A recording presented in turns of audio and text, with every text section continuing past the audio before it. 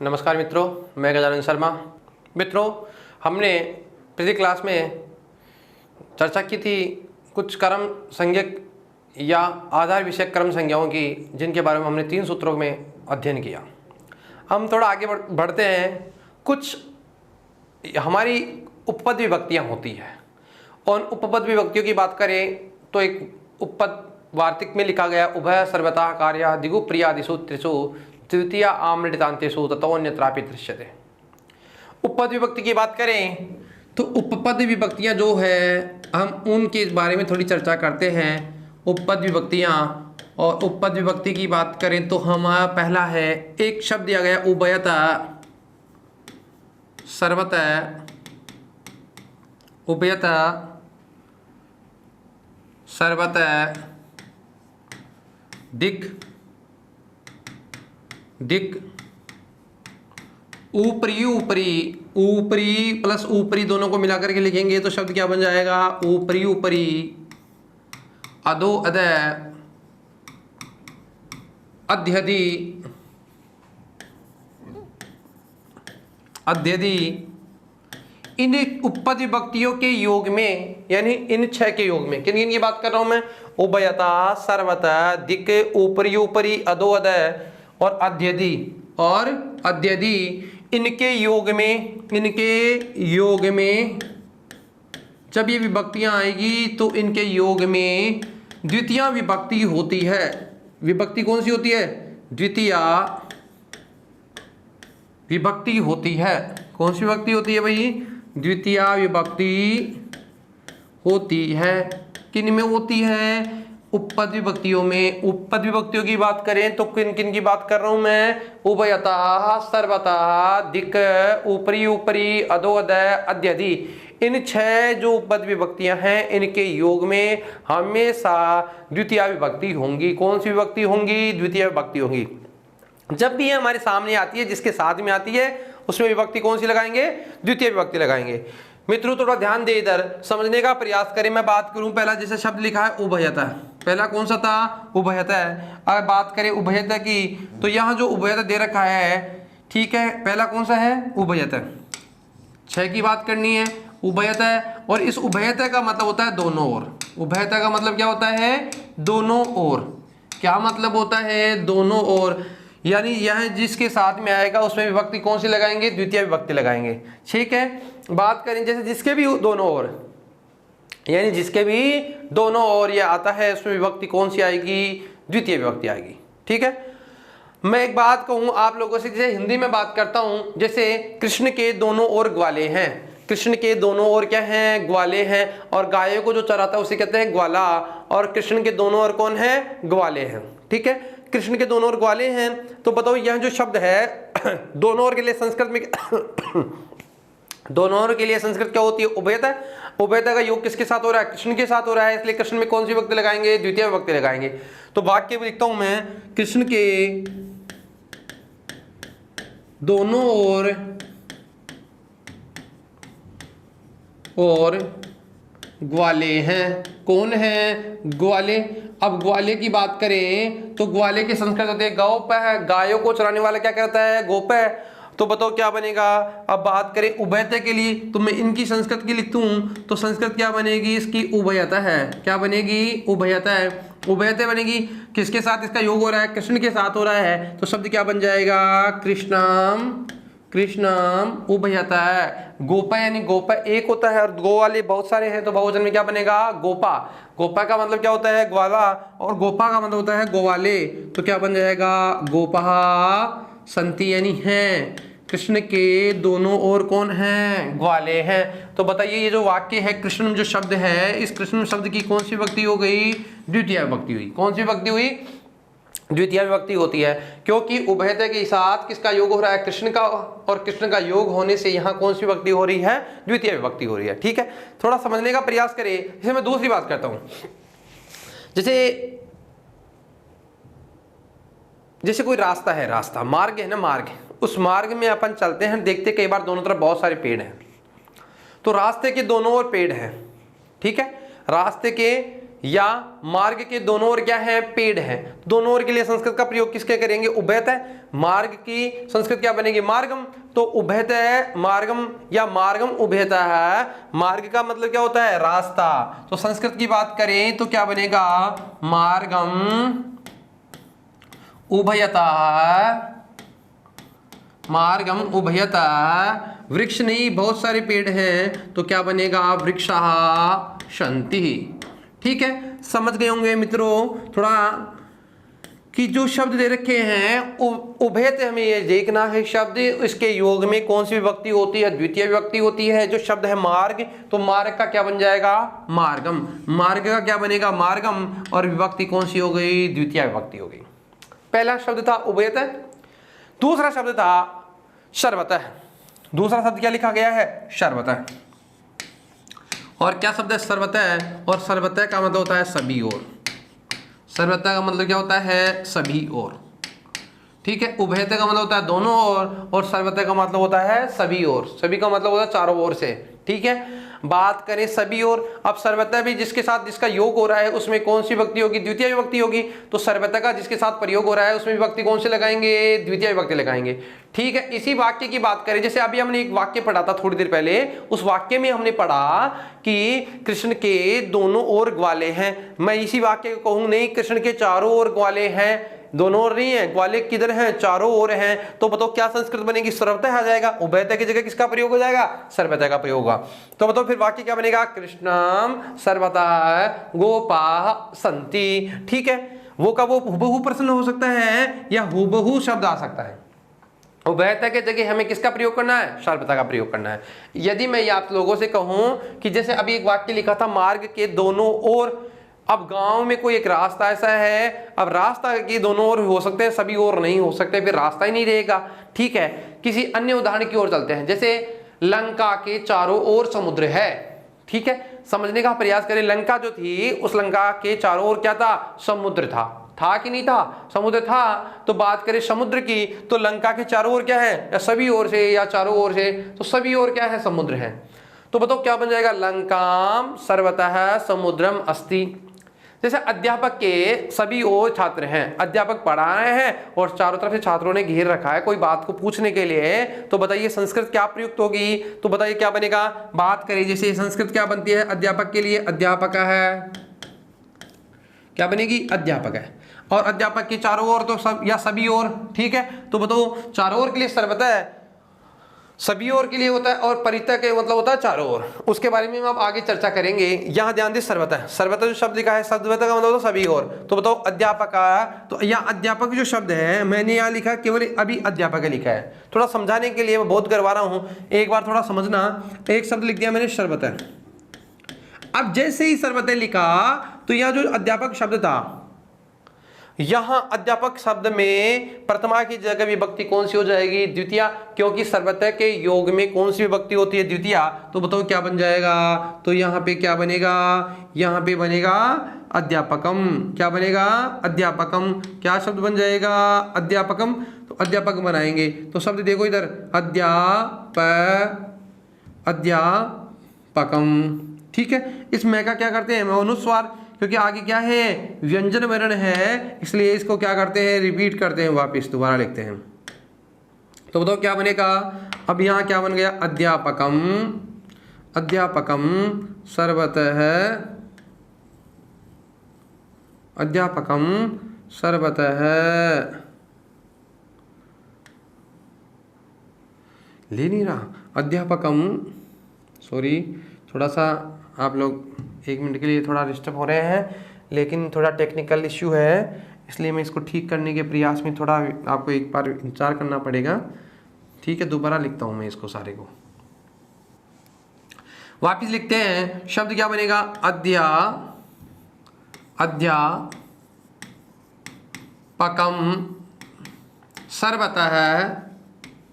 अब बताओ अध्यापक के सभी ओर, यहाँ देखो सर्वतः का जैसे योग हुआ तो यहाँ इसमें कौन सी विभक्ति हो गई, द्वितीय विभक्ति हो गई। ठीक है, तो अध्यापकम सर्वतः है, अध्यापक के सभी ओर कौन है, छात्र, बहुत सारे छात्र हैं तो क्या है, छात्राः सन्ति, छात्राः सन्ति। अध्यापक के सभी और कौन है? छात्र हैं। ठीक है।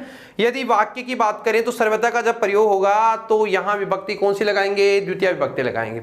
इसी वाक्य को हम दूसरा वाक्य लिखते हैं, जैसे राम जब रावण से युद्ध करने जाते हैं उससे पहले राम जब सभी को समझाने का प्रयास करते हैं तो सभी वानर राम को चारों तरफ से घेर लेते हैं, यानी सभी और राम के कौन होते हैं? वानर होते हैं। तो इसी वाक्य को कहेंगे राम के सभी और वानर है। तो बताओ संस्कृत क्या बनेगी? रामम सर्वतः वानराः सन्ति। लिख दे। तो राम के सभी और कौन है? वानर है। तो क्या बनेगा? रामम सर्वतः वानराः सन्ति। राम के सभी और कौन है? वानर है। तो ध्यान दे, इधर सर्वतः का जैसे ही प्रयोग होगा, योग होने के कारण योग विभक्ति है, उपपद विभक्ति है, और राम में कौन सी विभक्ति हो गई? द्वितीय। ठीक है। अभी तक ऐसे एक होता है परितः, जिसके बारे में आगे चर्चा करेंगे। उभयतः दोनों ओर होता है, वैसे एक अभितः, और अभितः का मतलब भी क्या होता है? दोनों ओर। सर्वतः का मतलब होता है सभी ओर, और परितः का मतलब होता है चारों ओर। अभी हम बात करें हैं उभयतः, सर्वतः, और एक तीसरी है दिक्। बात करें किसकी? दिक्। और दिक् का मतलब होता है धिक्कार। दिक् की बात करें तो इस दिक् का मतलब क्या होता है? धिक्कार। दिक् का मतलब क्या होता है? धिक्कार। क्या होता है? धिक्कार। अब धिक्कार किसको है? धिक्कार अच्छे व्यक्ति को धिक्कार तो होता नहीं, बुरे लोगों को धिक्कार होता है, कि जो भी बुरे लोग हैं उन लोगों को क्या है? धिक्कार है। अब धिक्कार है, जैसे दुर्जन को धिक्कार है, चोर को धिक्कार है, दुष्ट को धिक्कार है, जैसे जो कोई भगवान श्री कृष्ण की भक्ति नहीं करता उसको भी धिक्कार है। ओ भगवान श्री कृष्ण की भक्ति नहीं करता, वह क्या? उसके लिए दिक् है। दिक् का मतलब होता है धिक्कार होना। तो मैं बात करूं दिक्, यहां जैसे ही दिक् आएगा तो विभक्ति कौन सी लगाएंगे? बताओ कौन सी लगाएंगे? दिक् का जैसे प्रयोग होगा तो हम विभक्ति कौन सी लगाएंगे? द्वितीय। ठीक है। जैसे दुर्जन व्यक्ति को क्या है? धिक्कार है। तो बताओ दुर्जन होगा या प्रथमा लगाएंगे या द्वितीय लगाएंगे? तो यहाँ दुर्जना नहीं होगा, यहाँ क्या होगा? दुर्जनम दिक्। दुर्जन को क्या है? धिक्कार। क्योंकि दिक् के योग में विभक्ति कौन सी होती है? द्वितीय। इसलिए यहाँ पर विभक्ति कौन सी लगाई है हमने? द्वितीय विभक्ति। जैसे दुर्जनम दिक्, जैसे चोर को धिक्कार है या सभी चोरों को धिक्कार है तो क्या बनेगा? चौरान दिक्। चोर व्यक्तियों को या जो भी चोर व्यक्ति है उन सबको क्या है? धिक्कार है। ठीक है, द्वितीय विभक्ति हो गई। आगे चलते हैं, जैसे दुष्टम दिक्, दुर्जनम दिक्, वही बात है। अब बात करें हाँ कृष्ण अभक्तम दिक्, जो कृष्ण का भक्त नहीं है उसको भी क्या है? कृष्ण अभक्तम मिलाकर के लिखते हैं कृष्ण भक्तम, कृष्ण अभक्तम दिक्, यानी जो कृष्ण का भक्त नहीं है उसको भी क्या? धिक्कार है। बताओ अभक्तम कृष्णम या अभक्तम जो भक्त नहीं है उस भक्तम क्या हो गया? कृष्ण भक्तम। देखिए कृष्ण के अभक्त के लिए क्या है? धिक्कार, क्योंकि कृष्ण का भक्त नहीं है, यह भी एक धिक्कार की बात है। यहां ध्यान दे, इसके योग में यहां कौन सी विभक्ति हो रही है? द्वितीय विभक्ति हो रही है। समझ गए? तो दिक् का मतलब होता है धिक्कार, और जब दिक् का प्रयोग होगा तो इसके साथ कौन सी विभक्ति आएगी? इसके योग में द्वितीय विभक्ति आती है। उभयतः, सर्वतः, दिक्। और हम चौथे की ओर बढ़ते हैं, थोड़ा आगे चलते हैं, और एक है हमारे सामने जिसका नाम है ऊपरी। फिर लिखता हूं मैं इसको ऊपरी। दो बार इसका प्रयोग किया गया है। इन दोनों को मिलाकर लिखते हैं तो शब्द क्या बनता है? ऊपरी ऊपरी। ऊपरी ऊपरी, ऊपरी ऊपरी, इसका मतलब है ऊपर ही ऊपर, यानी सबसे ऊपर या ऊपर ही ऊपर। ठीक है, सबसे ऊपर लिख दूं, सबसे ऊपर या ऊपर ही ऊपर, ऊपर ही ऊपर। जब दोनों की बात होगी ऊपरी प्लस ऊपरी मिलकर के आएगा ऊपरी ऊपरी, तो इसके योग में भी कौन सी विभक्ति लगाएंगे? इसके योग में भी हम लगाएंगे द्वितीय विभक्ति। किसकी बात कर रहे हैं? ऊपरी ऊपरी की। और इन दोनों को मिलाकर के लिखते हैं तो क्या बनता है? ऊपरी ऊपरी। और ऊपरी ऊपरी का मतलब होता है सबसे ऊपर, और जो सबसे ऊपर होता है उसके योग में, यानी इसके योग में भी विभक्ति कौन सी लगाएंगे? द्वितीय विभक्ति।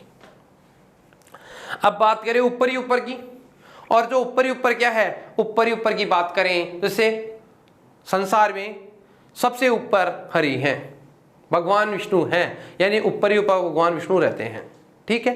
अब मैं बात करूं कि यहां वाक्य में आपको दिखाई दे रहा होगा कि जब दो आप लोगों ने प्रयोग किया ऊपरी ऊपरी यानी ऊपरी ऊपरी यानी ऊपरी ऊपरी शब्द का प्रयोग किया, जिसका योग जिसके साथ हो रहा है उसमें विभक्ति कौन से लगाने हैं? द्वितीय। तो बताइए, लोक, लोक का मतलब होता है संसार, और संसार में सबसे ऊपर कौन है? लोकम। उदाहरण की बात करें तो इसका उदाहरण क्या होगा? लोकम ऊपरी ऊपरी मिलाकर के लिख दूं तो शब्द क्या बन जाएगा? ऊपरी ऊपरी हरि ही। संसार में ऊपरी ऊपर कौन है? हरि है। बताओ, लोक जो शब्द है उसकी कौन सी विभक्ति हो गई? इसमें द्वितीय विभक्ति होती है। कौन सी विभक्ति होती है? द्वितीय। लोकम ऊपरी ऊपरी हरि, संसार में ऊपरी ऊपर यानी सबसे ऊपर कौन है? हरि है। ठीक है, समझ गए होंगे। जैसे अब यहां देखना, भूमि से सबसे ऊपर कौन है? जैसे भूमि है, और भूमि हम देखते हैं कि ऊपर ऊपर कौन है? विमानयान है। वायुयान जो होते हैं ना, विमान, और विमान है, हमें विमान दिखाते हैं, हम लोग कल्पना करते हैं, और सबसे ऊपर तो कौन है? ये सबसे ऊपर तो विमान है, वायुयान है। तो आप मुझे बताइए कि भूमि पर या भूमि के सबसे ऊपर या संसार के सबसे ऊपर या बादलों के ऊपर या सबसे ऊपर, जिसकी भी बात करें तो वहां हम विभक्ति कौन सी लगाएंगे? द्वितीय विभक्ति लगाएंगे। तो बताओ, वाक्य लिखता हूं मैं, ऊपरी ऊपरी ऊपरी ऊपरी, जैसे ये शब्द आएगा, ठीक है, इससे जिसके साथ इसका प्रयोग हो रहा है तो वहां विभक्ति कौन से लगाएंगे? हम लोग विभक्ति लगाएंगे द्वितीय। विभक्ति कौन से लगाएंगे? द्वितीय विभक्ति लगाएंगे। कौन सी लगाएंगे? द्वितीय विभक्ति लगाएंगे। अब बात करें ऊपरी ऊपरी, ऊपरी ऊपर क्या है? विमान है, तो क्या आएगा? विमानानि। अब विमान है किसके? ऊपरी ऊपर किसके ऊपरी ऊपर है? भूमि के, तो क्या बनेगा? भूमि ऊपरी ऊपरी, भूमि ऊपरी ऊपरी, भूमि, देखो यह शब्द देखो, भूमि। बताओ, भूमि ऊपरी ऊपरी का हो गया? वायुयान हो गया। भूमि के सबसे ऊपर कौन है? विमान है या वायुयान है? वायुयानानी भी हो सकता है या विमानानी भी हो सकता है। तो यहां देखिए, यहां समझने का प्रयास करना। देखो, जो ऊपरी ऊपरी शब्द लिखा हुआ है, इस ऊपरी ऊपरी शब्द के जिसके साथ इसका प्रयोग हो रहा है भूमि के साथ हो रहा है, इसलिए भूमि में कौन सी विभक्ति हो रही है? द्वितीय विभक्ति हो रही है। ठीक है, आगे चलते हैं। ऊपरी ऊपरी के बाद में आता है एक शब्द जिसकी बात करें तो शब्द है अधो अध। अधो अध, ये शब्द भी दो शब्दों से मिलकर के बना है।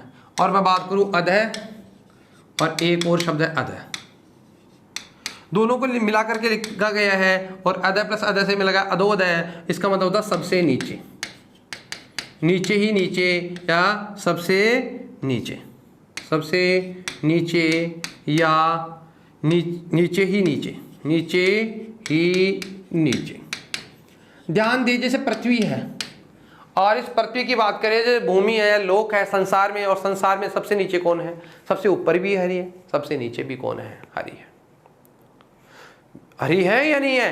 तो हरि है। तो मैं उदाहरण की बात करूं तो जैसे इसका भी प्रयोग होगा, तो जैसे ये आएगी, इसके साथ कौन सी विभक्ति आएगी? द्वितीय विभक्ति आएगी। ठीक है, बात करें जैसे शब्द आ गया अधो अध। शब्द क्या आ गया? अधो अध। अब इस अधोअधय, अधोअधय का मतलब नीचे ही नीचे। नीचे नीचे क्या है? जैसे मान लो जल है, नीचे ही नीचे क्या है? जलम।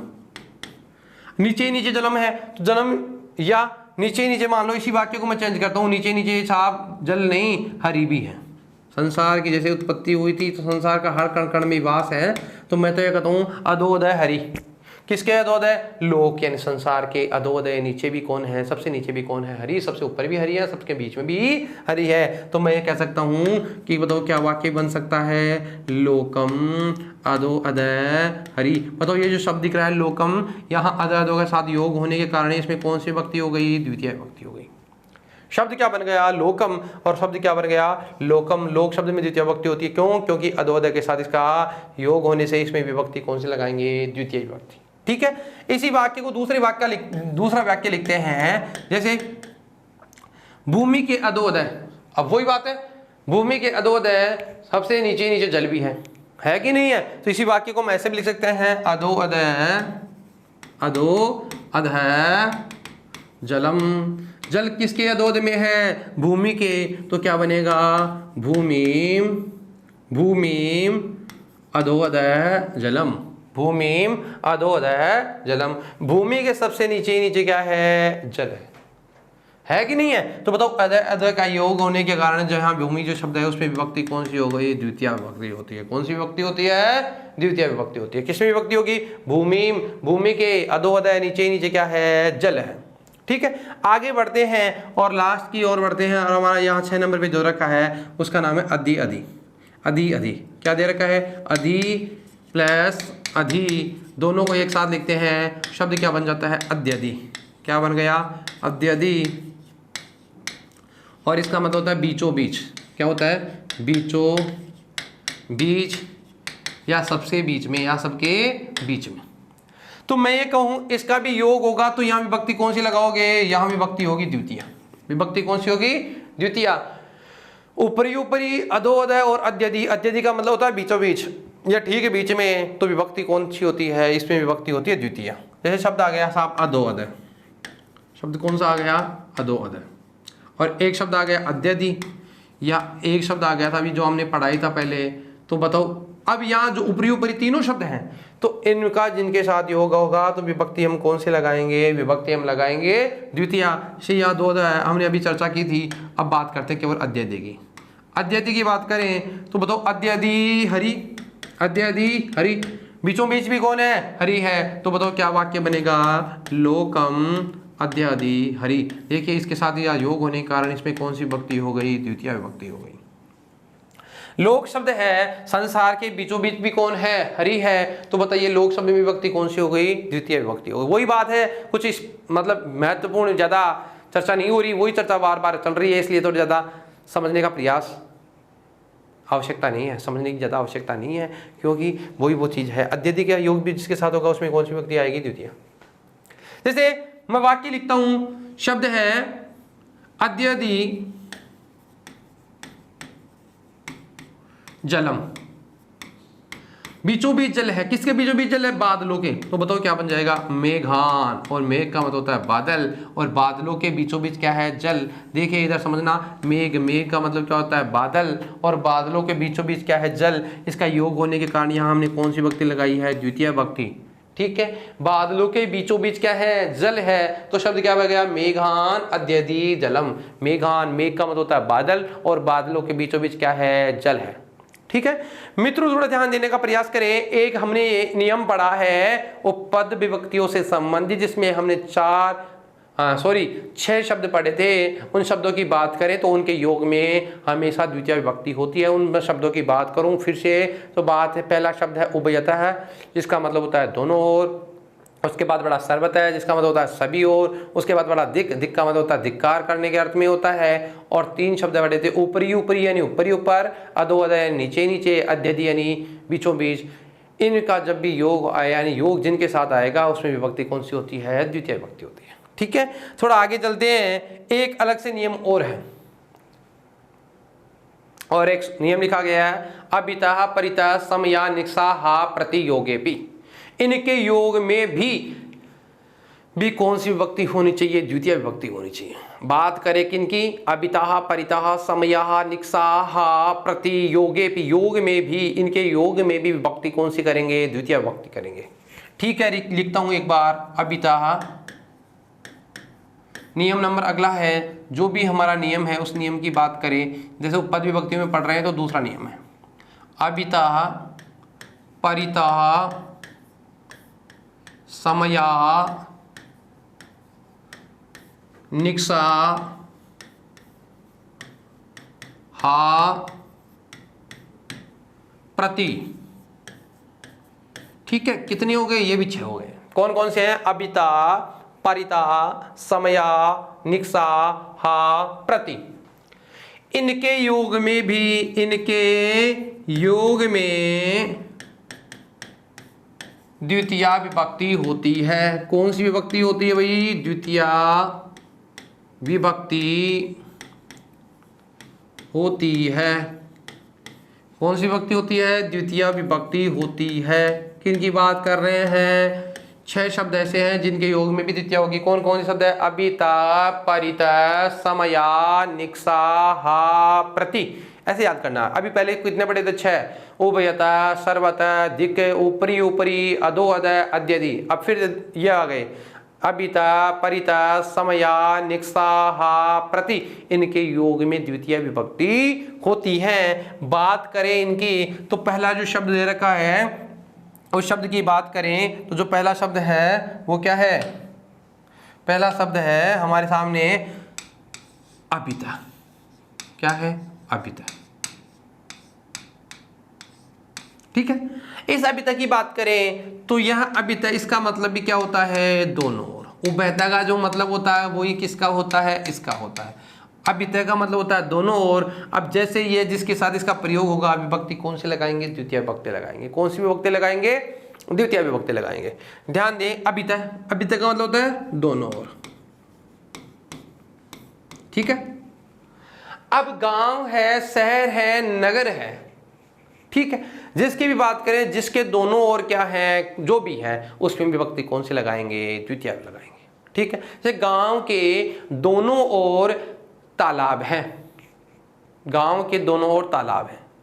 ठीक है। गांव के दोनों ओर तालाब है, या गांव के दोनों ओर वृक्ष हैं, या गांव के दोनों ओर मंदिर है, जो भी है, शहर के दोनों ओर, नगर के दोनों ओर, जिस ओर भी, तो विभक्ति कौन से लगाएंगे? द्वितीय लगाएंगे। जो हमने पहले पढ़ा था, जो उदाहरण, जैसे मान लो कृष्ण के दोनों ओर ग्वाले हैं, तो यहाँ कृष्ण के दोनों ओर तो उभयता नहीं होकर के क्या हो सकता है? अबिता भी हो सकता है। ठीक है। जैसे अध्यापक के दोनों ओर, या गुरु के दोनों ओर, या छात्र के दोनों ओर, जिसके भी ओर आएगा, जिसके भी साथ इसका प्रयोग होगा, हम विभक्ति कौन से लगाएंगे? द्वितीय विभक्ति लगाएंगे। ठीक है। थोड़ा ध्यान देने का प्रयास करें। बात करी जो अबिता शब्द है। ठीक है। अब विद्यालय के दोनों ओर बगीचे हैं, या गांव के दोनों ओर नगर है। ठीक है। गांव के दोनों ओर क्या है? नगर है। तो बताइए, जैसे गांव के दोनों ओर नदी है, गांव के दोनों ओर क्या है? नदी है। तो बताओ क्या वाक्य बनेगा? तो वाक्य बनेगा ग्रामम अबिता, ग्रामम अबिता नदी अस्ति। अब नदी एक नहीं, नदी कितनी है? दोनों ओर है तो 2 होंगी। तो बात करें गांव के दोनों ओर। अब आपको तो इसको देखना है, अबिता के साथ किसका प्रयोग हो रहा है? गांव का प्रयोग हो रहा है। इसलिए ध्यान दे कि यहां देखिए दोनों ओर, तो किसके दोनों ओर? गांव के दोनों ओर। जिसके साथ प्रयोग हो रहा है, योग किसके साथ हो रहा है? गांव के साथ योग हो रहा है। इसलिए इसमें विभक्ति कौन सी हो गई? द्वितीय विभक्ति हो गई। ठीक है। फिर से रिपीट करता हूं, अबिता, अबिता के योग में कौन सी विभक्ति होती है? द्वितीय होती है। जो पहले हमने उदाहरण पढ़े वो सारे उदाहरण इसमें भी आ सकते हैं। इसके अलावा अन्य जो भी उदाहरण हम चर्चा कर रहे हैं, जिनके बारे में बात की है, वो सारे उदाहरण इसमें समाहित हो सकते हैं। तो यहां अबिता के योग में कौन सी विभक्ति होती है? द्वितीय विभक्ति होती है। अब एक दूसरा हमारा सामने उदाहरण है जिसकी बात करें, सर्वता, सॉरी परिता। बात करें किसकी? परिता की। परिता, और परिता का मतलब होता है चारों ओर। परिता का मतलब क्या होता है? चारों ओर। अभी चर्चा कर रहे थे हम, जिसकी सर्वता पढ़ा था, सर्वता का मतलब सभी ओर, और परिता का मतलब क्या होता है? चारों ओर। ठीक है। परिता के मतलब होता है चारों ओर। जब भी इसका प्रयोग होगा तो विभक्ति कौन से लगाएंगे? द्वितीय विभक्ति लगाएंगे। जब इसका योग होगा तो विभक्ति कौन से लगाएंगे? द्वितीय विभक्ति लगाएंगे। तो देखो इधर देखिए, जैसे गांव के चारों ओर वृक्ष है, गांव के चारों ओर क्या है? वृक्ष है, या बाजार के चारों ओर वृक्ष हैं, या विद्यालय के चारों ओर छात्र घूम रहे हैं। ठीक है। विद्यालय के चारों ओर कौन है? छात्र हैं। लंका के चारों ओर पानी पानी है, समुद्री समुद्र है। तो वाक्य की बात करें, जब चारों ओर का प्रयोग होगा तो हम विभक्ति कौन से लगाएंगे? जिसके साथ योग होगा द्वितीय विभक्ति। जैसे परिता है, परिता का मतलब होता है चारों ओर। अब लंका के चारों ओर, जैसे लंका जो शब्द है, लंका, ठीक है। अब लंका की बात करें तो लंका के, अभी मैं इसको थोड़ा अधूरा छोड़ता हूं, इसको मैं वाक्य पूरा नहीं कर रहा हूं। लंका परिता है समुद्र या समुद्रम अस्ति। लंका के चारों ओर क्या है? समुद्र है। लंका के चारों ओर क्या है? समुद्र है। लंका के चारों ओर क्या है? समुद्र है। अब ध्यान दें, परितः, परितः का मतलब क्या होता है? चारों ओर। अब ध्यान दें तो यहां जो शब्द है लंका, तो बताओ क्या बनेगा? तो क्या बन जाएगा? द्वितीय विभक्ति में क्या बन जाएगा? लंकाम। लंकाम परितः समुद्रम अस्ति। लंका के सभी ओर क्या है या चारों ओर क्या है? समुद्र है। अब जो समुद्र ऐसे फैला हुआ है, एक समुद्र है, तो मैं ये कहूं और बीच में क्या है? जैसे जयपुर है, जल महल जो है ना, जल महल, तो जल महल के चारों ओर क्या है? जल है। जल महल जो है, महल के चारों ओर क्या है? जल है। तो जल महल, बताओ क्या वाक्य बनेगा? जल महलम परितः जलम अस्ति। जल महलम परितः जलम अस्ति। जल महल के चारों ओर क्या है या सभी ओर क्या है? जल है। ठीक है। जैसे अध्यापक या गुरु के चारों ओर क्या है? छात्र है। तो बताओ, या बालक है, तो वाक्य क्या बनेगा? गुरुम, क्या बनेगा? गुरुम परितः, क्या बनेगा? बालकाः सन्ति। ठीक है। अब यहां बात करें, जैसे अभितः होता है वैसे ही इसका प्रयोग किसमें हो रहा है? परितः। और परितः का मतलब क्या होता है? चारों ओर। देखो, परितः का जैसे प्रयोग किया तो यहां पे हमने कौन सी विभक्ति कर दी? द्वितीय विभक्ति हो गई। कौन सी विभक्ति हो गई? द्वितीय विभक्ति हो गई। ठीक है। थोड़ा आगे चलते हैं। तीसरे नंबर पे हमने पढ़ा अभितः परितः समया, और समया का मतलब होता है समीप या पास में। समया का मतलब होता है पास में, समीप कहूं या पास में। ठीक है। समया का मतलब होता है पास में। अब जिसके भी पास में जो हो, तो जहां पे शब्द आएगा समया, और समया का मतलब होता है पास में, तो जिसके साथ योग हो रहा है उसमें विभक्ति कौन सी लगाएंगे? द्वितीय विभक्ति लगाएंगे। कौन सी विभक्ति लगाएंगे? द्वितीय विभक्ति लगाएंगे। तो ध्यान दे, जैसे अब हम बात करते समया की। ठीक है। जैसे नगर के पास में, नगर के पास में बगीचा है या उद्यान है। अब मैं लिखता हूं यहां समया उद्यानम अस्ति। ठीक है। उद्यानम अस्ति। समया का जैसे प्रयोग हुआ, जिसके साथ समया का प्रयोग होगा तो इसमें विभक्ति कौन से लगाएंगे? द्वितीय। अब जैसे वाक्य है, लिखे हैं नगर है, अब नगर में द्वितीय विभक्ति लगाएंगे तो क्या बन जाएगा? नगरम, नगरम समया उद्यानम अस्ति। तो नगरम में कौन सी विभक्ति हो गई? द्वितीय विभक्ति हो गई। कौन सी विभक्ति हो गई? द्वितीय विभक्ति। शब्द क्या बन गया? नगरम समया उद्यानम अस्ति। नगर के पास में, समीप या पास में क्या है? बगीचा है। क्या है? बगीचा है। अब जैसे वाक्य हो गया, जैसे समया, और समया की बात करें, समया यानी समीप ही क्या है? सरोवर है, तालाब है, तड़ाग है। तड़ाग है अस्ति। तड़ाग का मतलब क्या होता है? तालाब। और समया यानी पास में। किसके पास में? जैसे मान लो जिसके पास में हो, जैसे गांव के पास में, तो बताओ वाक्य क्या बनेगा? ग्राम्य होगा या ग्रामम होगा? ग्रामम होगा। क्यों? द्वितीय विभक्ति में क्या बनता है? ग्रामम समया तड़ाग अस्ति। गांव के पास में ही सरोवर या तालाब है।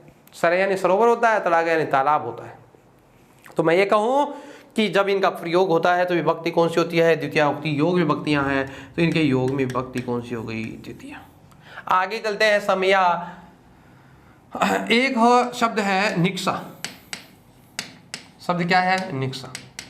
और निक्सा का मतलब भी क्या होता है? निकट। निकट का मतलब पास, पास का मतलब समीप। तो मैं ये कहूँ इसका मतलब भी होता है पास में या समीप। पास में या समीप में। ठीक है।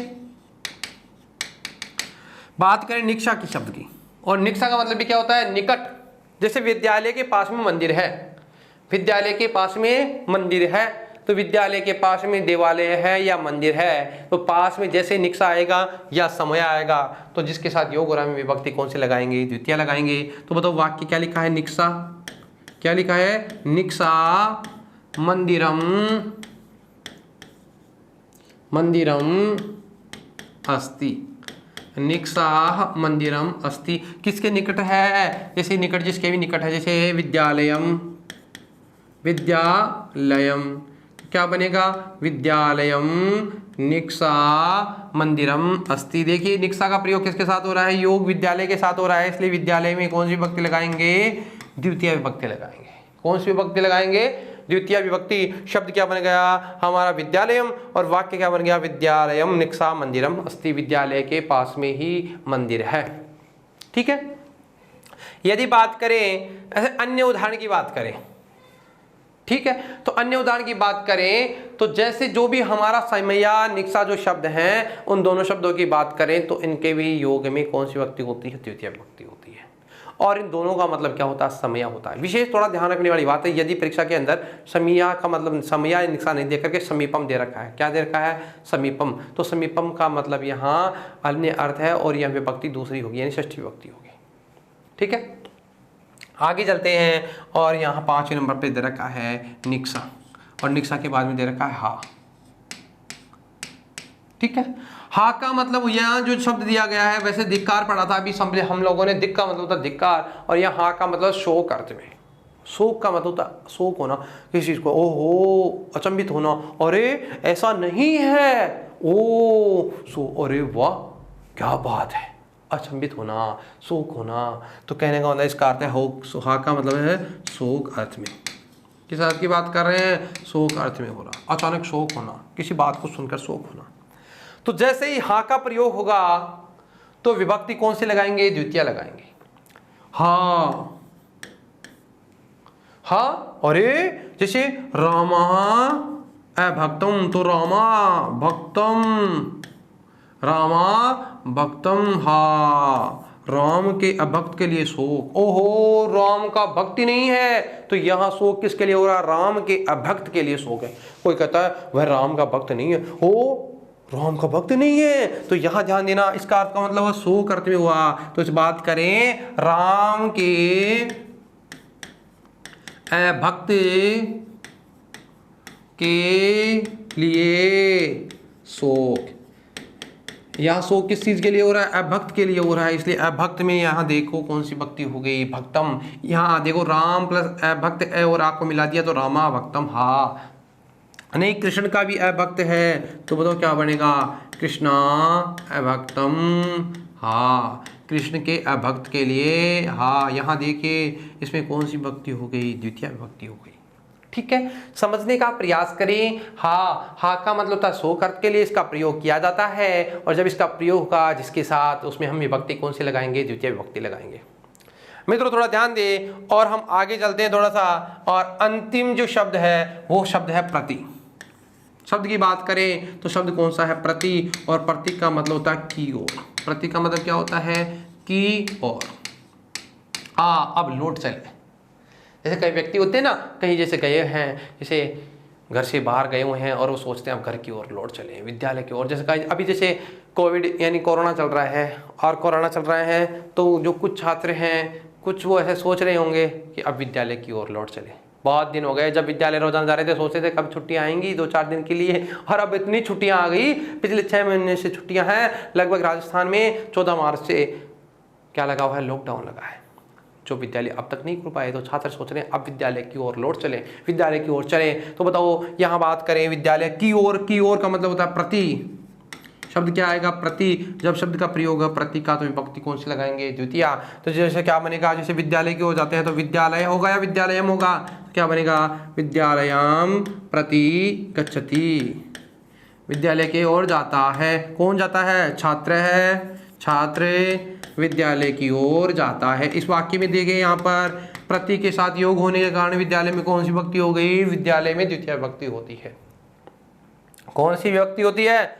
द्वितीय विभक्ति होती है। किसमें विभक्ति हो रही है? द्वितीय। विद्यालय में। शब्द क्या बन रहा है? छात्र है, विद्यालयम प्रति गच्छति, छात्र विद्यालय की ओर जाता है। छात्र किसकी ओर जाता है? विद्यालय की ओर जाता है। अब बात करें जो भी शब्द आएंगे प्रति का योग होगा तो शब्द क्या बनेगा? उसमें योग में विभक्ति कौन सी लगाएंगे? द्वितीय विभक्ति लगाएंगे। कौन सी विभक्ति लगाएंगे? जैसे सेना है, सेना या सैनिक है, जो भी सैनिक है, सैनिक कई दिनों से अपनी ड्यूटी कर रहा है और जब उसको छुट्टी मिलती है तो घर की ओर जाता है। किसकी ओर जाता है? घर की ओर। तो बताओ शब्द क्या बनेगा? प्रति घर की ओर जाता है, आता है, आगच्छति। तो बताओ क्या बनेगा? प्रति आगच्छति। किसकी ओर आता है? घर की ओर आता है तो प्रति का साथ का ये प्रयोग किसके साथ होता है? गृहम। शब्द क्या बन जाएगा? गृहम प्रति आगच्छति। सैनिक है गृहम प्रति आगच्छति। देखियो प्रति के साथ योग होने के कारण गृहम जो शब्द है, इस गृहम शब्द में विभक्ति कौन सी हो गई? द्वितीय विभक्ति हो गई। कौन सी हो गई? द्वितीय। शब्द क्या बन गया? सैनिक गृहम प्रति आगच्छति। यहाँ ध्यान देना कि जब प्रति का योग होगा तो इसके योग में विभक्ति कौन सी लगाएंगे? द्वितीय विभक्ति। अभी हमने 6 विभक्ति यानी समझने की बात है, 6 शब्दों के बारे में चर्चा करी है। और उन शब्दों की बात करें तो अबिता, परिता, समया, निक्सा, हा, प्रति, इनके योग में विभक्ति कौन सी होगी? 6। कुल मिलाकर के बात करें, अभी उपपद विभक्तियों की चर्चा करी थी तो 6 तो हमने पहले करी थी और कुछ योग विभक्तियां ये हैं जो जिनके बारे में 6। तो मैं एक बार फिर से रिपीट करता हूं। उभयतः, सर्वतः, दिक्, ऊपरी ऊपरी, अधोदय, अद्यदि, इनके योग में द्वितीय विभक्ति होगी। अभितः, परितः, समया, निक्सा, हा, प्रति, इनके योग में भी कौन सी विभक्ति होगी? इनके योग में भी हमेशा ध्यान देने योग्य बात है, द्वितीय विभक्ति होगी। मित्रों थोड़ा आगे चलते हैं। एक सूत्र है और उस सूत्र की बात करें तो सूत्र का नाम है अंतरा अंतरेण युक्ते द्वितीया। सूत्र है अंतरा अंतरेण युक्ते। सूत्र का नाम है अंतरा अंतरेण युक्ते। सूत्र की बात करें तो अब हमारा अगला सूत्र है अंतरा अंतरेण युक्ते। और आप चाहे तो सूत्र तो यही है अंतरा अंतरेण युक्ते, अंतरा अंतरेण युक्ते। लेकिन समझने के लिए आप चाहे तो लिख सकते हैं अंतरा अंतरेण युक्ते द्वितीया। क्या है? द्वितीय। अंतरा अंतरेण युक्ते द्वितीया। जब अंतरा और अंतरेण से युक्त होने पर विभक्ति कौन सी होती है? द्वितीय विभक्ति होती है। समझने का प्रयास करना है एक बार मित्रों। अंतरा और अंतरेण, अंतरा यानी अंतरा का मतलब होता है बीच में, अंतरेण यानी बिना। अंतरा और अंतरेण, अंतरा और अंतरेण के योग में द्वितीय विभक्ति होती है। कौन सी विभक्ति होती है? द्वितीय विभक्ति। अब वाक्य इसका अर्थ लिखते हैं, थोड़ा सा अर्थ में लिखे अंतरा और अंतरेण,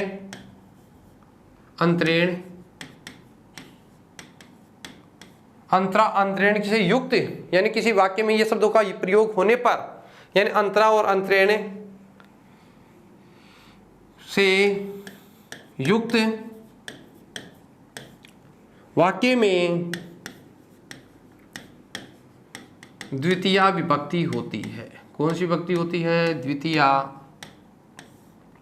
विभक्ति होती है। कौन सी विभक्ति होती है? द्वितीय विभक्ति होती है। ठीक है। अब बात करें अंतरा, और यहाँ एक शब्द लिखा है अंतरा, और इस अंतरा का मतलब होता है बीच में। क्या मतलब होता है? बीच में। किसकी बात कर रहा हूं मैं? अंतरा शब्द की बात कर रहा हूं। इस अंतरा शब्द का मतलब होता है बीच में। और जब उदाहरण की बात करें तो उदाहरण की बात करें तो जैसे अंतरा त्वाम, त्वाम, त्वाम, माम, शे, हरि। त्वाम यानी तुम्हारे और माम यानी मेरे, च यानी च बीच में कौन है? हरि है। देखिए वाक्य में, यानी अंतरा और अंतरेण से युक्त वाक्य में द्वितीय विभक्ति होती है। देखो अंतरा जो सुधारा है, इसलिए इस वाक्य में देखो त्वाम, त्वाम में कौन सी विभक्ति हो गई? द्वितीय। और माम में कौन सी हो रही विभक्ति? द्वितीय।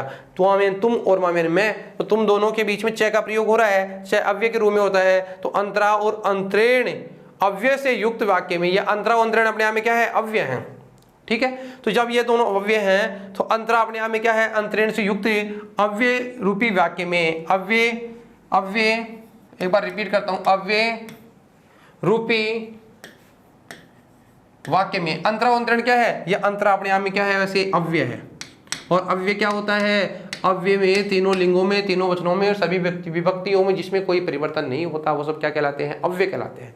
तो मैं ये कहूं अंतरा अपने आप में क्या है? अव्यय। और अव्यय कौन सा? अंतरा अंतरेण भी क्या है? अव्यय। ये दोनों के युक्त होने पर जिस वाक्य में ये आते हैं तो विभक्ति कौन सी होती है? द्वितीय विभक्ति होती है। ध्यान दे, शब्द है अंतरा, और अंतरा का मतलब होता है बीच में। अंतरा का मतलब क्या होता है? बीच में। और अंतरा अपने आप में क्या है? ये अंतरा अपने आप में क्या है? अव्यय है।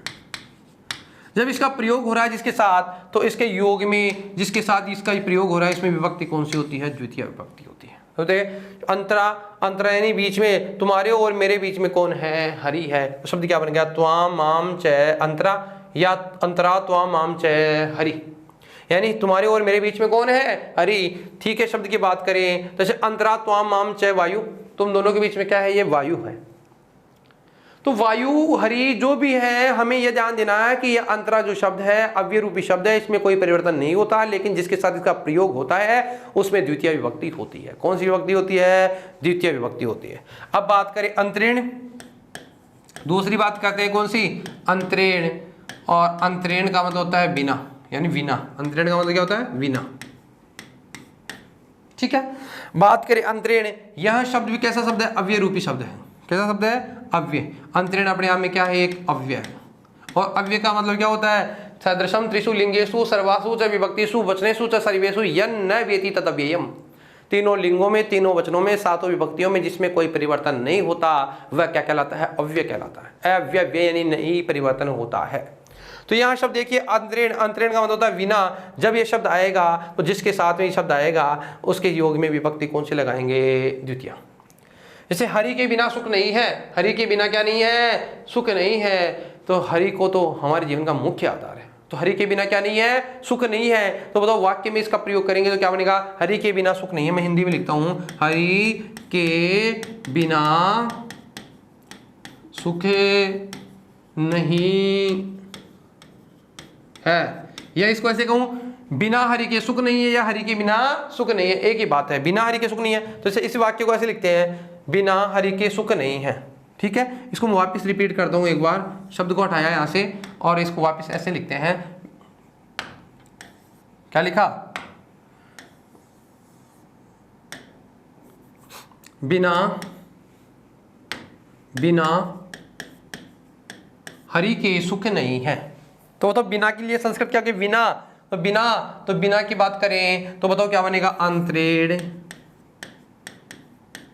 हरिम न सुखम। बिना हरि के सुख नहीं। तो बताओ हरि में जो शब्द है, हरि शब्द है, उस हरि शब्द में कौन सी विभक्ति हो गई? द्वितीय विभक्ति हो गई। ध्यान दे, अंतरेण शब्द के साथ में किसका योग हो रहा है? हरि का। और यहाँ विभक्ति कौन सी लगा रहे हैं? द्वितीय विभक्ति हो रही है। शब्द क्या बनेगा? अंतरेण हरिम न सुखम। फिर से मैं रिपीट करता हूं, यह सूत्र कहता है अंतरा अंतरेण युक्त द्वितीया, कि अंतरा और अंतरेणी जो शब्द है अव्यय रूपी शब्द है, इनका जब योग होगा तो विभक्ति कौन सी आएगी? द्वितीय विभक्ति आएगी। अंतरा का मतलब होता है, अंतरा का मतलब होता है बीच में, और अंतरेण का मतलब होता है बिना। इनके योग में यानी अंतरा और अंतरेण स्वयं में अपने आप में क्या है? एक अव्यय है, इनमें कोई परिवर्तन नहीं होता है, लेकिन ये वाक्य के साथ इनका प्रयोग होता है तो विभक्ति कौन सी आती है? द्वितीय। अंतरा का मतलब होता है बीच में, जैसे अंतरा तो माम च हरि, और अंतरेण की बात करें तो अंतरेण हरिम न सुखम।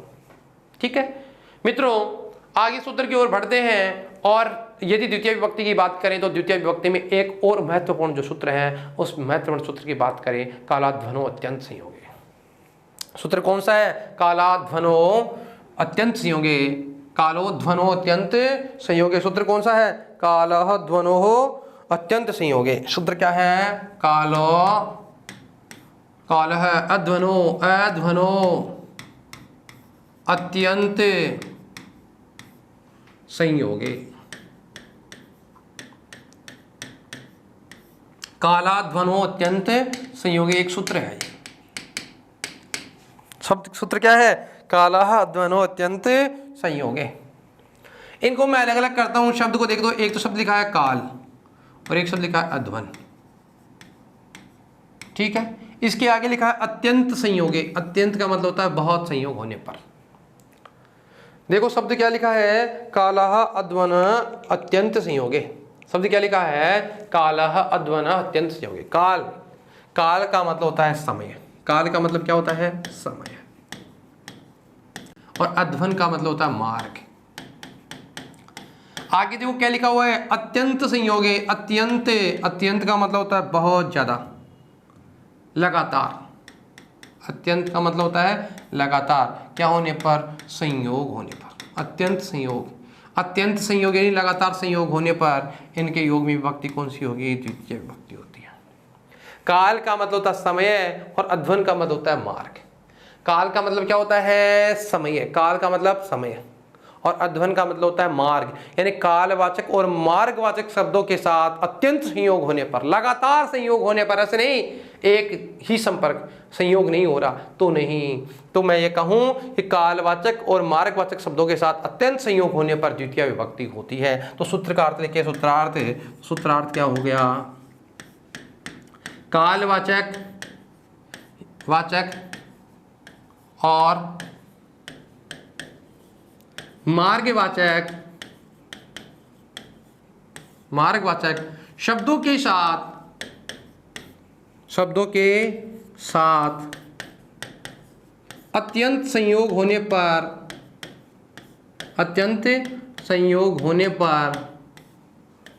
पर द्वितीय विभक्ति होती है। कौन सी विभक्ति होती है? द्वितीय विभक्ति होती है। ठीक है, समझने का प्रयास करना। काल का मतलब होता है समय या काल का मतलब समयवाचक, और अध्वन का मतलब होता है मार्ग। कालवाचक और मार्गवाचक शब्दों के साथ अत्यंत संयोग होने पर, लगातार कम्युनिकेशन, लगातार कार्य होने पर इनके योग में विभक्ति कौन सी होगी? द्वितीय होगी। अगर कार्य लगातार नहीं होता है तो फिर विभक्ति ये नहीं होगी, फिर अन्य विभक्ति होगी, यानी षष्ठी विभक्ति होगी। जैसे कोई व्यक्ति, बात करें पहले कालवाचक शब्दों की, ठीक है। अब उदाहरण की बात करें तो इनके उदाहरणों की चर्चा करते हैं। जैसे मान लो कोई वाक्य है, तो मैं बात करूं, कोई व्यक्ति है और यदि व्यक्ति वो तैयारी कर रहा है, जैसे आप लोग रीट की तैयारी कर रहे हैं, तो आपकी घरवाली क्या चर्चा करते हैं इस समय? अगर आप लगातार तैयारी कर रहे हैं तो आपकी घरवाली यही बातें कर देंगे, मेरा बेटा है ना पिछले 1 महीने से पढ़ रहा है। 1 महीने से? ओ, लगातार 1 महीने से पढ़ रहा है। तो 1 महीने से यहाँ ये बोध हुआ कि लगातार क्या कर रहा है? वह लगातार पढ़ रहा है। अत्यंत संयोग, लगातार कम्युनिकेशन है, लगातार रेगुलर आपकी जो पढ़ाई चालू है। मैं ये कहूँ, कई कहता है ये तो 1 दिन पढ़ता है 10 दिन आराम करता है, 1 दिन पढ़ता है 10 दिन आराम करता है, 1 दिन पढ़ता है 1 दिन का आराम करता है। तो बताओ अत्यंत संयोग है क्या? लगातार कार्य हो रहा है क्या? नहीं हो रहा, लगातार कार्य नहीं हो रहा। लगातार कार्य का मतलब जैसे 6 महीने से लगातार पढ़ता है, लगातार 6 महीने से पढ़ रहा है ये, वाह अच्छी बात है। लगातार 3 महीने से पढ़ रहा है ये, अत्यंत संयोग है। महीने भर से लगातार पढ़ रहा है, अत्यंत संयोग है। कार्य का लगातार होने का मतलब अत्यंत संयोग है, इसलिए वहां विभक्ति कौन सी लगाएंगे? द्वितीय विभक्ति लगाएंगे। कहाँ? या तो कालवाचक शब्दों में या मार्गवाचक शब्दों में। जो कालवाचक और मार्गवाचक शब्द हैं उन शब्दों के योग में, यानी जो मार्गवाचक और कालवाचक जो शब्द हैं उनके साथ अत्यंत संयोग होने पर कालवाचक और मार्गवाचक शब्दों में विभक्ति कौन सी होगी? द्वितीय विभक्ति होगी। देखिए जैसे से यानी वह महीने से पढ़ता है। कितने दिन से पढ़ता है? महीने से पढ़ता है। तो बताओ मास का मतलब होता है महीना, और क्या बन जाएगी? मासम। और अदिति का मतलब होता है अध्ययन करना, तो बताओ क्या बन जाएगा? मासम अदिति। इससे यह पता लगा कि यहाँ जो संयोग हो रहा है लगातार हो रहा है, अत्यंत संयोग हो रहा है, इसलिए यहाँ मास में कौन सी विभक्ति हो गई? द्वितीय विभक्ति हो गई। और इसका अर्थ क्या होगा? वह महीने भर से अध्ययन करता है, बताओ महीने भर से करता है या 1 दिन करता है? महीने भर से करता है, लगातार कार्य से होने से विभक्ति कौन सी हो गई? द्वितीय विभक्ति हो गई। ठीक है, क्या हो गई? द्वितीय विभक्ति हो गई। किसमें विभक्ति द्वितीय हो गई? इस मासम शब्द में द्वितीय विभक्ति हो गई। यदि कोई व्यक्ति कोई कार्य करता है, लगातार कोई कार्य करना है, कल्याणकारी महीना है, किसी व्यक्ति के ऐसा होता है ना, ओ इस महीने में तो बहुत अच्छे कार्य हुए हैं, बहुत ये मेरे लिए बहुत कल्याणकारी है, बहुत शुभदायी है, यह मंगल वर्ष है, ऐसा सब चर्चाएं होती है। तो किसी कार्य का लगातार होना, ठीक है। जैसे बात करें कि कोई भी ऐसा विषय है, तो जैसे किसी के लिए महीना कल्याणकारी है, इसी के बारे में चर्चा करता हूँ, तो लोग बात करते हैं यह महीना तो इसके लिए बहुत कल्याणकारी रहा है, इस महीने में तो इसने इतना आयोजन कर दिए कि पता नहीं इसके पास पैसा कहाँ से आ रहा है। ऐसे लोग बातें करते हैं ना, क्यों? क्योंकि ये महीने भर से लगातार कार्यक्रम कर रहा है, जिमा रहा है लोगों को, निमंत्रण दे रहा है, इसके पास इतना पैसा कहाँ से आ गया, लगता है इस महीने में तो इसके लिए महीना इसके लिए बहुत कल्याणकारी है। ऐसे बात कर रहे हैं ना, तो बताओ महीना जो है कल्याणकारी है, तो कल्याणकारी शब्द है महीना, तो बताओ मास यानी महीना हो गया, लगातार कल्याणकारी है तो शब्द क्या बन जाएगा, मासम कल्याणी। उदाहरण की बात करें तो शब्द क्या बन गया, मासम कल्याणी।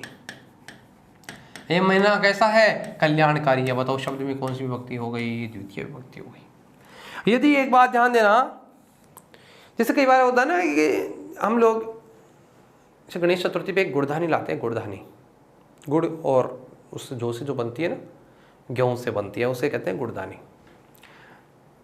तो एक बात ध्यान देना, जैसे कई बार कई लोगों में ये प्रवृत्ति होती है, जैसे किसी पड़ोसी के घर में कुछ सामान है ना और किसी के नहीं है, तो वो क्या करते हैं, कुछ ऐसे नाम नहीं लेना चाहिए, संस्कार या संस्कारित भाषा जो हमारी भाषा संस्कृत भाषा है, ऐसी चर्चा नहीं करनी चाहिए। लेकिन कुछ महिलाएं क्या करती है, जैसे जिसे पड़ोसी के घर में नहीं है तो वो क्या करेगी, किसी अपने घर के बाहर बैठेगी और उन गुड़धानी वगैरह जो होती है उनको निकालेगी खाएंगी, और दूसरी औरतों को क्या कहेंगी, अजी माँ कहते हुए अतिलिया अच्छा कि 1 महीना सवाल तो बीती को नहीं है, मतलब 1 महीने से भी चली रही है। कहने का मतलब ये हुआ कि इतनी इन्होंने लेके आ गए थे, उसको सुना कर ये कहेंगी। तो आप इसको कह सकते हैं टोंट मारना, उसके ऊपर व्यंग्य कसेगी कि हमारे घर में तो इतनी गुड़धानी आ गई थी कि पिछले 1 महीने से इनको खा रहे हैं हम रोजाना, फिर भी पूरी नहीं हो रही। तो लगातार हम इनको क्या कर रहे हैं, खा रहे हैं। हमारा संयोग इनके साथ लगातार संयोग हो रहा है गुड़धानी के साथ में, फिर भी ये क्या नहीं हो रही, समाप्त नहीं हो रही। तो देखिए कहने का मतलब ये हुआ, मेरा तात्पर्य यह है कि वह जो गुड़धानी खाती है या खाता है, जो भी है, यहां लगातार संयोग होने से विभक्ति कौन सी हो रही है, द्वितीय विभक्ति हो रही है। तो महीने भर से क्या कर रहा है वो, महीने भर से क्या खाता है, गुड़धाना खाता है, यानी गुड़ के धाना जो गुड़ से बनी हुई है, एक नहीं खाता बहुत सारी खाता है। तो वाक्य क्या बन जाएगा, मासम गुड़धाना, मासम गुड़धाना। महीने भर से क्या करता है, जो हमारे जो शब्द का प्रयोग किया गया है उसका प्रयोग किया गया गुड़धानी, जो शब्द है हिंदी में हम पढ़ते हैं, तो महीने भर से वह क्या करता है, गुड़धानी को खाता है, वो तो क्या बन जाएगा, द्वितीय विभक्ति हो गई। ठीक है, मासम, मासम गुड़धाना शब्द क्या बनेगा, मासम गुड़धाना। जैसे कोई व्यक्ति लगातार महीने भर से दही खाता है, महीने भर से क्या खाता है, दही खाता है, महीने भर से क्या खाता है, दही खाता है। अब बताइए महीने भर से दही खा रहा है तो लोग क्या कहेंगे, मैं तो 1 महीने से दही खा रहा हूं, मैं तो रोजाना मैंने नियम बना लिया 1 महीने, पिछले 1 महीने से कि मेरे भोजन में मैं प्रतिदिन दही खाता हूं। तो नियम लगातार संयोग हो गया ना। तो वाक्य क्या बनेगा, मासम, मासम यानी महीने भर से, द्वितीय विभक्ति दधी, दही यानी दधी यानी होता दही, भुनकते, भुनकते यानी खाता है, महीने भर से क्या खाता है, दही खाता है। ठीक है, बात हो गई मास, मास यानी महीना, और महीने का मतलब समय, समय का बोध हो रहा है यहाँ पर। अब हम बात करते कालवाचक शब्दों की। काल का मतलब, हाँ सॉरी, काल का मतलब होता है समय। अब हम बात करते हैं अध्वन, और अध्वन का मतलब होता है मार्गवाचक शब्दों की। किसकी बात कर रहे हैं, मार्ग की कर रहे हैं। ठीक है, मार्ग की बात करें। अब जैसे कई बार घूमने के लिए लोग निकलते हैं, जब घूमने के लिए लोग निकलते हैं तो जब हिल स्टेशन पे जाते हैं, हिल का मतलब पहाड़ियों पे जाते हैं, तो लोग चर्चा क्या करते हैं, अरे यार ये पहाड़ तो लगभग 1-2 कोस से लगभग ऐसे ही चल रहा है। आजकल इसका हम लोग किलोमीटर में प्रयोग करते हैं, पहले कोस का होता था। कोस का मतलब होता है कोस भर, और कोस का मतलब 3 किलोमीटर में 1 कोस होती है। तो लोग बात करते हैं, ओ ये पहाड़ तो 1 कोस से लगातार ऐसे कैसे ही है, ऐसे कैसे ही है, मतलब ये लगातार हमारे साथ साथ 2 कोस ऐसे चल रहा है। तो यहाँ जो पहाड़ है, इस पहाड़ की चर्चा क्या हो रही है कि यहाँ पहाड़ इतना लंबा है कि पूरा ही नहीं हो रहा। तो इसमें ये नहीं कि 1 किलोमीटर पहाड़ आ गया या थोड़ा सा पहाड़ आ गया फिर बीच में नहीं है फिर आ गया, ऐसे नहीं। पहाड़ का मतलब है लगातार होना, अत्यंत संयोग होना। तो बात करें तो क्या होगा बताओ, क्रोश और कोश की संस्कृत क्या होती है, क्रोशम, क्रोशम गिरी, और गिरी का मतलब होता है पहाड़।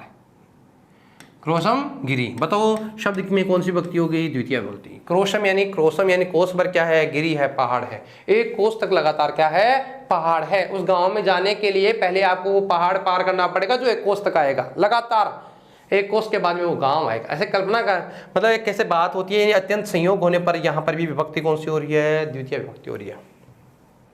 जैसे कोई नदी है, क्या है, नदी है और मैं उस नदी की बात करूं तो लोग क्या कहेंगे, ये नदी कैसी है, ऐसी है, विशेली है, सर्प की तरह घूमती वाली है, टेढ़ी मेढ़ी है। जैसे मैं बात करूं राजस्थान में जो नदियां हैं उन नदियों की बात करूं तो एक नदी है चंबल नदी, और चंबल नदी राजस्थान में मतलब एमपी से निकल के आती है, राजस्थान में प्रवेश करती है और यूपी में जाती है। लेकिन जैसे ही वह डांग क्षेत्र यानी भरतपुर, धौलपुर, करौली के क्षेत्र में जाती है तो उसमें बहुत ज़्यादा भीड़ है, भीड़ यानी गड्ढे हैं, और जब गड्ढे हैं तो उन गड्ढों को डाकुओं की शरण स्थली कहते हैं, क्योंकि उसमें क्या बढ़ गए, उसको चलने से भीड़ है और गड्ढे बन गए और गड्ढों में लोग छिप जाते हैं और मतलब डकैती वगैरह का कार्य करते हैं। तो मैं ये कहूँ लोगों के लिए वो क्या हो गई, प्रसिद्ध ख्याति उसकी कैसी बन गई, डाकुओं की शरण स्थली वाली नदी।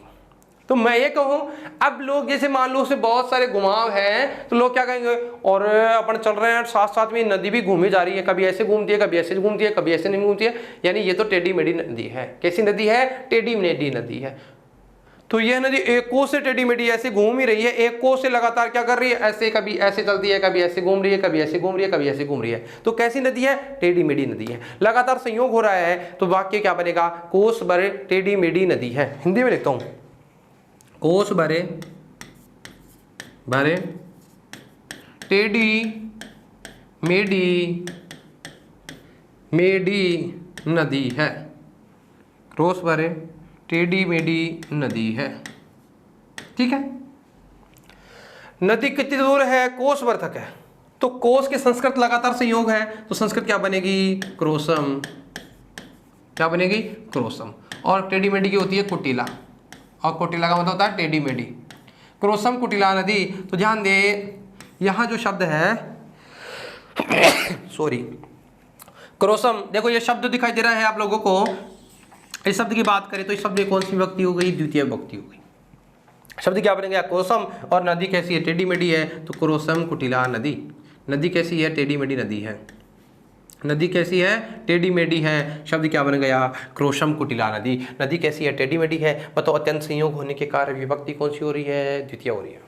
मित्रों ध्यान दे, एक बार दोबारा रिपीट करता हूँ, काला अध्वनो अत्यंत संयोग के सूत्र ये कहता है, कालवाचक यानी समयवाचक और मार्गवाचक शब्दों का अत्यंत संयोग होने पर कालवाचक और मार्गवाचक शब्दों में द्वितीय विभक्ति होती है। लेकिन अत्यंत संयोग होने पर यदि अत्यंत संयोग नहीं होगा तो जैसे महीने में एक ही दिन पड़ता है तो मास से द्वितीय, तो फिर वहाँ षष्ठी विभक्ति होगी, वहाँ द्वितीय विभक्ति नहीं होगी। अब यहाँ हमारे पाठ्यक्रम के अनुसार ज़्यादा गहराई में जाने की आवश्यकता नहीं है, इतना समझने की आवश्यकता है। कालवाचक और मार्गवाचक शब्दों का अत्यंत संयोग होने पर कालवाचक और मार्गवाचक शब्द हो तो उनमें द्वितीय विभक्ति होती है। इसी के साथ हमारी द्वितीय विभक्ति समाप्त होती है। और अभी हमने जो द्वितीय विभक्ति में चर्चा करी मैं उनसे थोड़ा सा रिपीट करता हूँ, आप थोड़ा ध्यान देने का प्रयास करना। हमने पढ़ा पहला सूत्र द्वितीय विभक्ति विधायक सूत्र पढ़ा, कर्मणि द्वितीया। उसके बाद हमने एक मुख्य सूत्र पढ़ा, कर्म संज्ञा विधायक सूत्र, और सूत्र का नाम था कर्तुरीप्सित मम कर्म। और उसके बाद एक सूत्र पढ़ा तथा युक्तम चानित्वम। उसके बाद एक सूत्र पढ़ा और सूत्र का नाम था अकथितम च। उसके बाद हमने कुछ आधार विषयक 3 सूत्र पढ़े और उन सूत्रों की बात करें। एक सूत्र पढ़ा अभिनिविशश्च, एक सूत्र पढ़ा अधिसिंगिस्ता आसाम कर्म, और एक सूत्र पढ़ा उपान वद्यांगवश। उसके बाद में कुछ उपपद विभक्तियों की बात करी, और उन उपपद विभक्तियों की बात करूं तो पहले तो हमने पढ़ी उभयता, सर्वथा, दिक्, ऊपरी ऊपरी, अधोदय, अद्यदि। तो और उसके बाद में हम चर्चा करी अभितय, परितय, समय, निक्सा, प्रतियोगी। अभी इनके योग में भी कौन सी विभक्ति होती है, द्वितीय विभक्ति होती है। एक सूत्र पढ़ा अंतरांतरण युक्त द्वितीया, कि अंतरा और अंतरण के योग में द्वितीय विभक्ति होती है। और अंतिम जो सूत्र पढ़ा काला ध्वन अत्यंत संयोग है, उसमें हमने चर्चा करी कालवाचक और मार्गवाचक शब्दों के साथ अत्यंत संयोग होने पर इनके योग में कालवाचक और मार्गवाचक शब्दों में द्वितीय विभक्ति होती है। मित्रों थोड़ा ध्यान दें, जो अगली हमारी क्लास होने वाली है उस क्लास के अंदर, उस कक्षा के अंदर हम लोग चर्चा करेंगे तृतीय विभक्ति से संबंधित, यानी जो तृतीय विभक्ति है हमारे लिए उसके बारे में चर्चा करेंगे। तब तक के लिए धन्यवाद।